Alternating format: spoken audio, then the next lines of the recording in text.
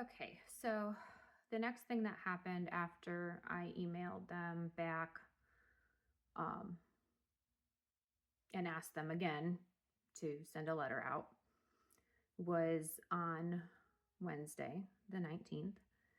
And I received a phone call around 1 o'clock in the afternoon, and it was the school counselor, um, not my son's counselor, the school counselor.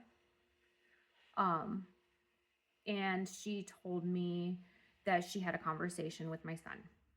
And I said, okay. And basically,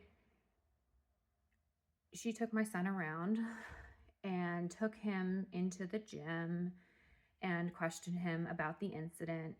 And she said that they had played with puppets. And at first, I didn't think anything of it really. I thought, maybe she was, trying to do her job and make sure that, you know, my child is okay.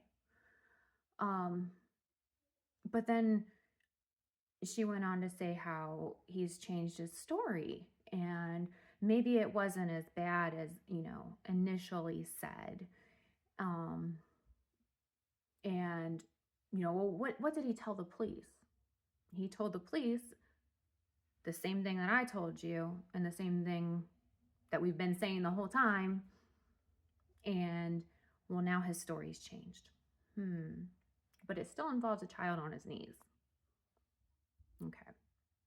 But the difference is whether or not my son's penis was actually out.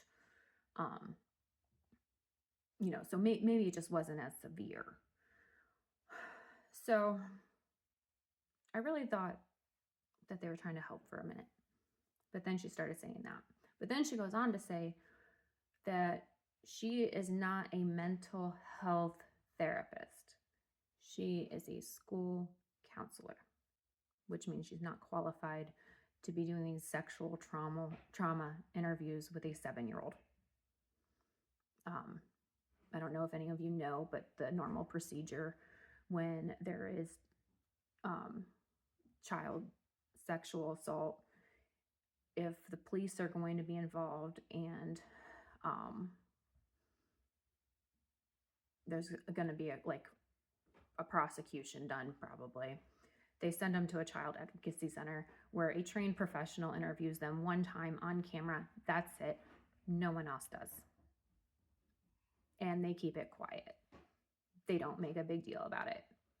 There are multiple studies that show the more you question, the less likely they're going to say the same thing. And it doesn't mean they're not telling the truth.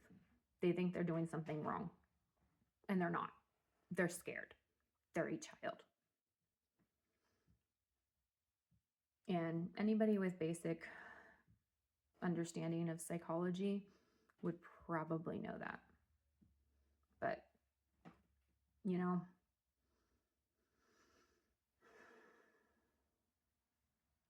I'll read you the email that I got back an hour after that phone call.